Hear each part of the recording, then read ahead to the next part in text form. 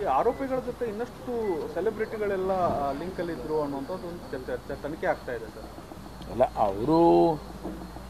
ಅವರು ಚಲನಚಿತ್ರ ನಟರಾಗಿರೋದ್ರಿಂದ ಎಲ್ಲರೂ ಕೂಡ ಅವರ ಸಂಪರ್ಕದಲ್ಲಿ ಒಂದಲ್ಲ ಒಂದು ರೀತಿಯಲ್ಲಿ ಇರ್ತಾರೆ. ಬಟ್ ಅವರೆಲ್ಲರೂ ಕೂಡ ಈ ಒಂದು ಹತ್ಯೆ ಪ್ರಕರಣದಲ್ಲಿ ಲಿಂಕ್ ಇದೆ ಅಥವಾ ಭಾಗಿಯಾಗಿದ್ದಾರೆ ಅಥವಾ ಇನ್ನೇನು ನಾವು ಹೇಳಕ್ಕೆ ಬರೋದಿಲ್ಲ.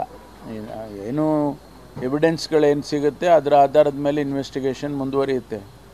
ಅದರಲ್ಲಿ ಯಾರಾದರೂ ಕೂಡ ಅಂಥವರು ಅವರ ಜೊತೆಯಲ್ಲಿ ಇದ್ದವರು ಇನ್ವಾಲ್ವ್ ಆಗಿದ್ದರೆ ಅದನ್ನ ಕರೆದು ವಿಚಾರ ಮಾಡ್ತಾರೆ.